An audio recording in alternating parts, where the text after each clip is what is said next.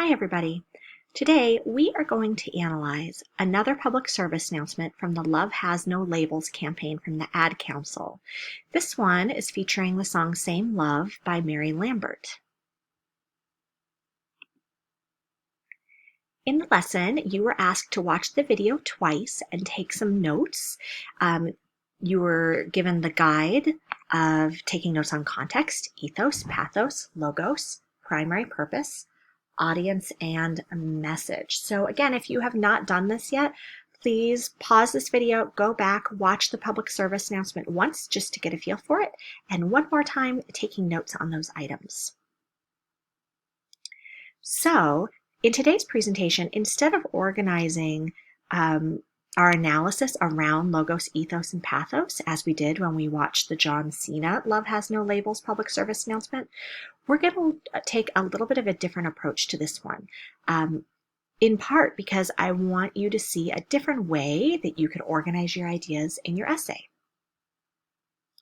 So here's what we're going to look at. We're always going to analyze context, message, and audience when we analyze a visual text. But instead of doing logos, ethos, and pathos, we're going to talk about the use of music, tone, people in the public service announcement, language, and message and audience. Okay, we're going to watch about 30 to 45 seconds together, just as a little refresher. All right, here we go.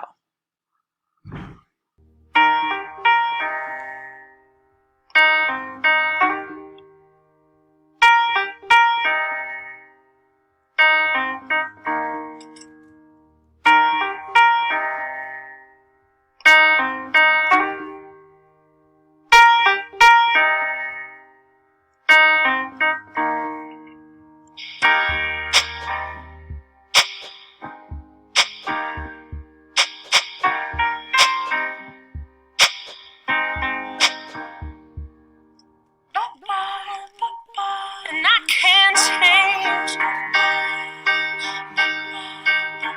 even if I tried, even if I wanted to. Okay, and we're back. So let's dive into our analysis now.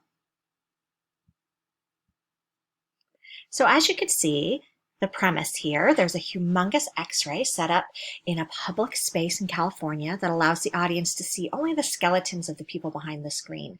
We're going to talk about message later, but obviously this is a really excellent symbol for the message here, that we are all the same underneath our skin. People representing different kinds of diverse forms of love dance behind the screen and then reveal themselves to the audience. Okay, before I analyze anything, I always spend a little bit of time thinking about context. So in the very beginning of the video, you can see that this video was published on Valentine's Day in 2015. So obviously Valentine's Day, we're familiar with this idea. It's a day primarily focused on romantic love. Over the years, I would say that the meaning has broadened to be something that people celebrate with their family or with friends as well, but primarily it's been about romantic love. But when we look at context, as I always say, you got to go do some digging. So I did some digging. What was going on in the United States in February of 2015? Well, this public service announcement was released 4 months before the United States Supreme Court legalized same-sex marriage in America. So at this point in time, the country was in the middle of a pretty heated discourse about same-sex marriage. Marriage equality became law at the law of the land on June 26, 2015. So this was a pretty important topic at the time. And if I were writing an essay on this, I would make an argument that this was part of this context is part of what was behind the release of this public service announcement. In the snippet we watched together, you may have noticed that the music is really important in this public service announcement. So let's talk about what's going on in the music. So the song here is called Same Love, and it's sung by Mary Lambert. I would argue that the title of the song, Same Love, works really nicely in the context of the same-sex marriage debate. Here are some of the lyrics that we did not get too much of in our snippet. I can't change, even if I tried, even if I wanted to. My love, my love, my love, she keeps me warm.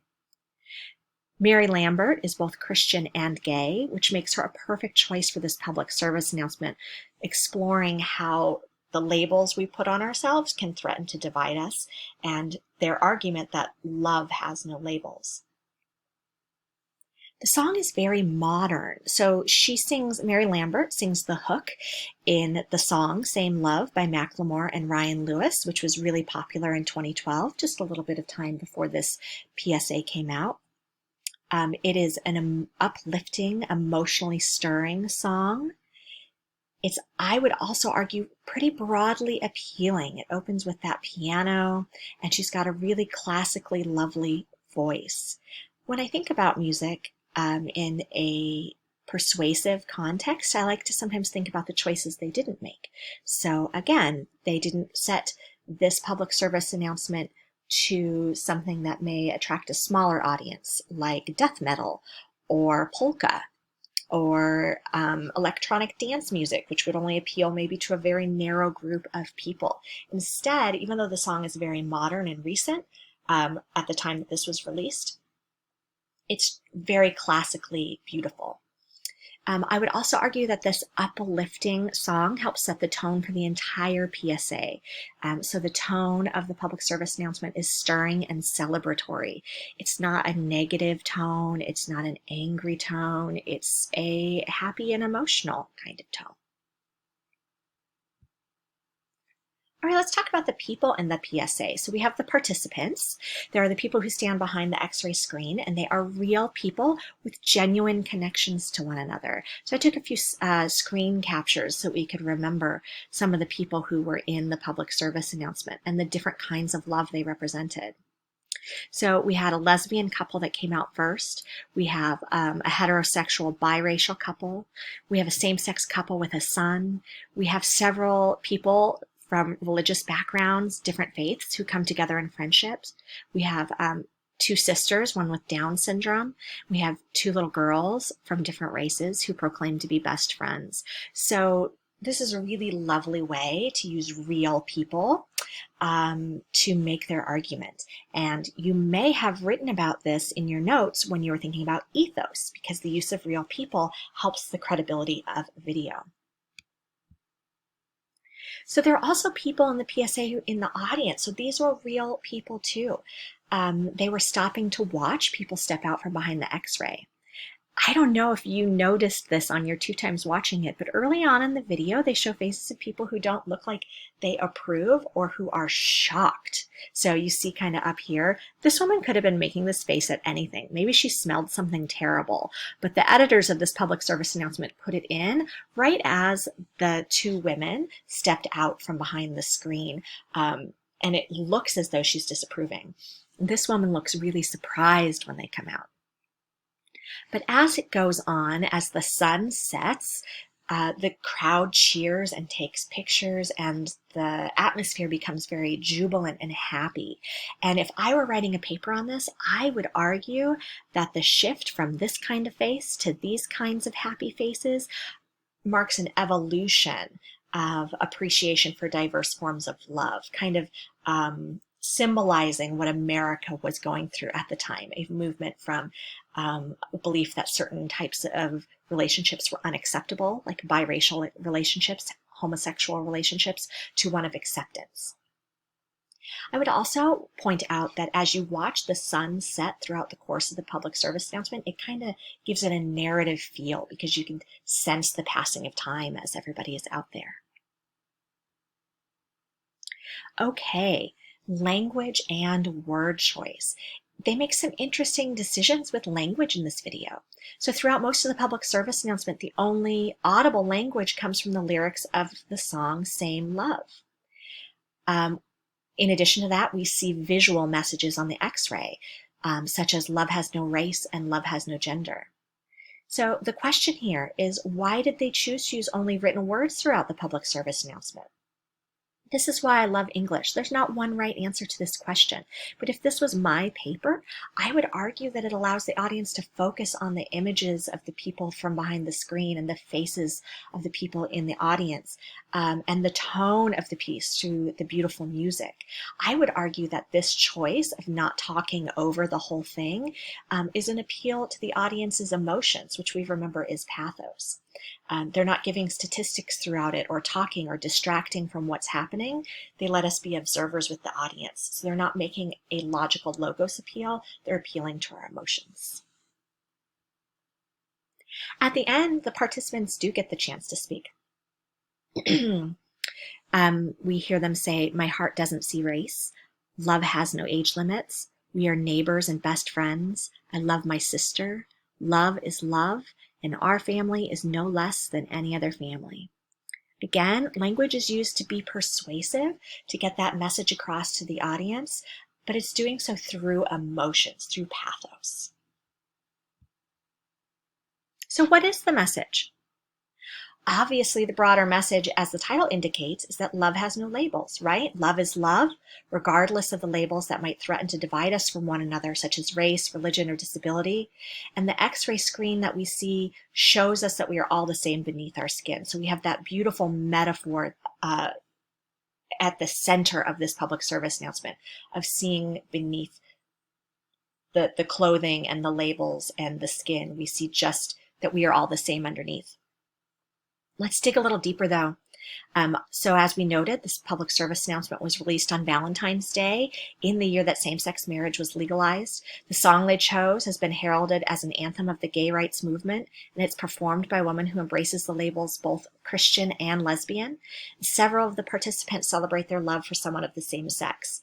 If this were my paper, I might use this evidence to make the argument that the public service announcement's message is also a message of acceptance of same-sex marriage and same-sex relationships.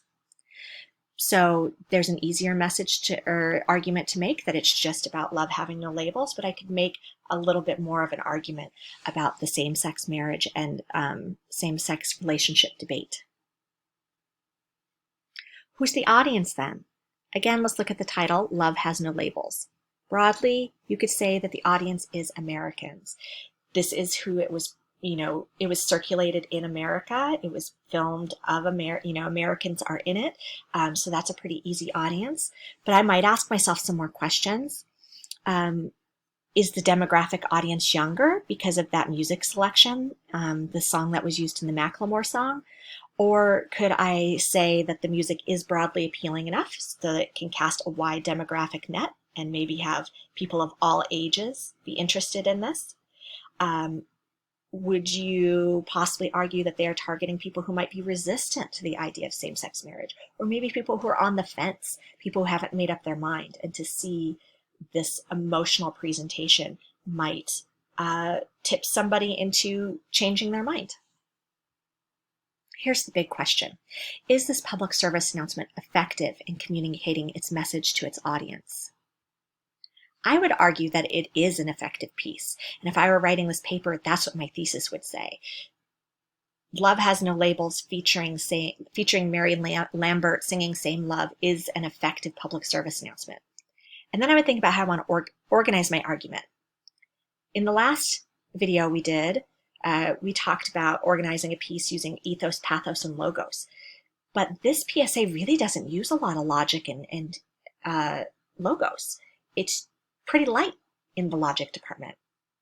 However, I could write an essay looking at 3 or 4 ways that the public service announcement effectively uses pathos. I could look at the characters or the people who are in it. I could look at the use of music. I could look at the tone. And I could also pick 3 effective strategies used here, like music, structure, language, tone, instead of doing just pathos. So you have a few options at your disposal. I hope seeing a different way to analyze the video has helped you think about how you might approach your own analysis piece as our semester continues. Stay tuned. My next video will be about analyzing commercials. All right, everybody, good work today. I will see you in Canvas.